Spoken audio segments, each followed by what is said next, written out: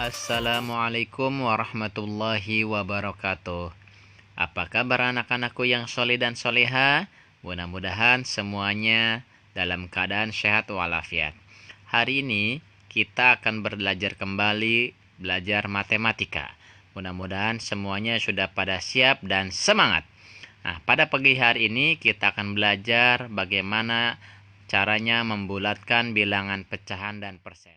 Sekarang kita perhatikan contoh soal berikut. Di sini sudah ada soal 2 1/4 ditambah 3 5/7.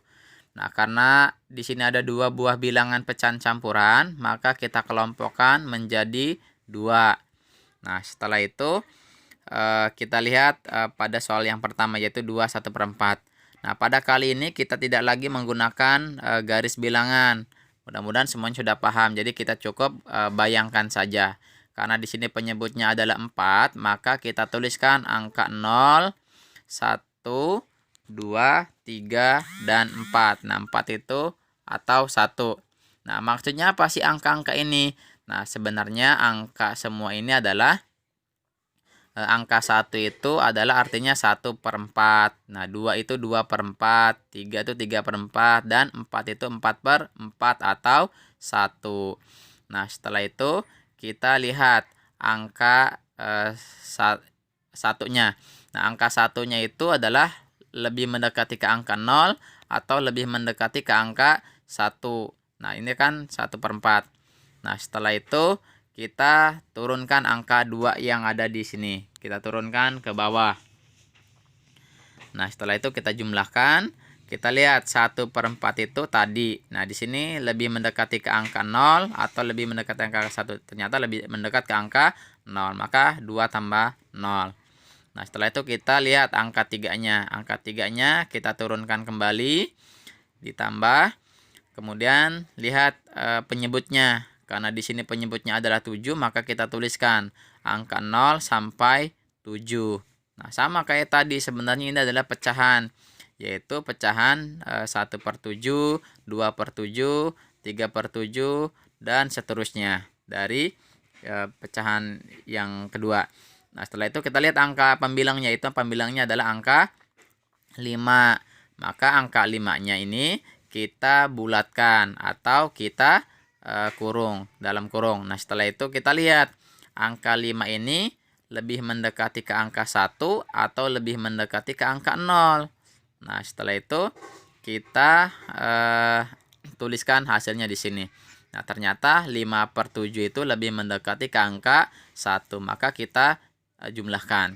Nah, berapa hasilnya dari hasil yang di atas? Kita turunkan 2 tambah 0, kemudian ditambah 3 ditambah 1. Maka hasilnya 2 ditambah 4. 2 tambah 4 hasilnya sama dengan 6. Gitu. Sekarang perhatikan contoh soal nomor 2.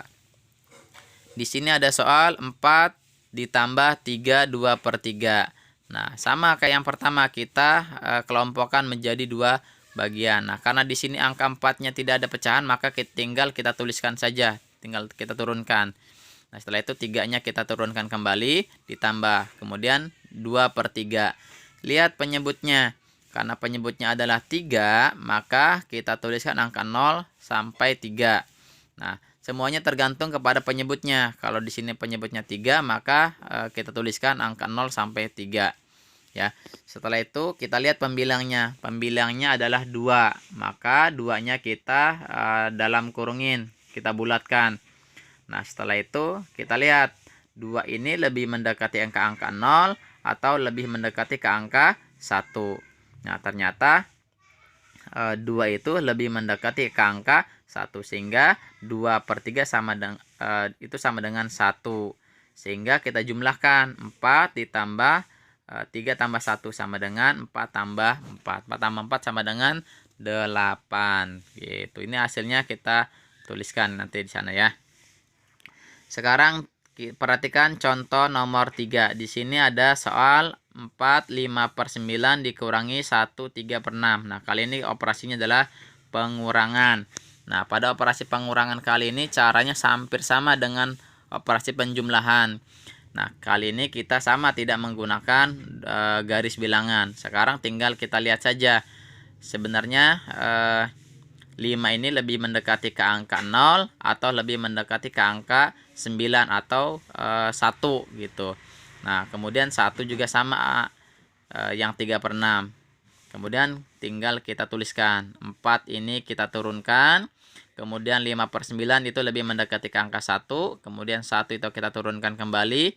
Dan 3/6. Nah, 3/6 ini lebih mendekati ke angka 0 atau lebih mendekati ke angka 1. Ternyata 3 itu berada di posisi tengah-tengah. Kalau berada di posisi tengah-tengah, berarti lebih mendekati ke angka 1. Nah, setelah itu kita jumlahkan operasinya. 4 tambah 1 dikurangi 1 tambah 1 sama dengan 4 tambah 1 sama dengan 5 dikurangi 1 tambah 1 sama dengan 2. Hasilnya 3. Nah, sekarang perhatikan soal yang keempat. Di sini ada soal 8 dikurangi 1 5/10. Nah, angka 8-nya kita turunkan, kemudian angka 1 juga kita turunkan, kemudian angka 5. Nah, 5 ini berada di posisi lebih mendekati ke angka 0 atau lebih mendekati ke angka 1.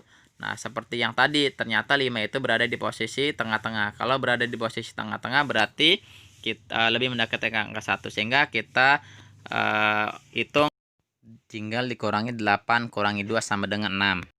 Alhamdulillah, materi pada pagi hari ini sudah selesai. Mudah-mudahan bisa dipahami. Jika anak-anak ada yang belum paham, bisa dilihat kembali videonya dan bisa ditanyakan sama Bapak atau Ibu guru. Bapak akhiri pada pertemuan pagi hari ini dengan bersama-sama mengucapkan lafaz hamdalah. Alhamdulillahirrabbilalamin. Wabila taufiq wal hidayah. Wassalamualaikum warahmatullahi wabarakatuh.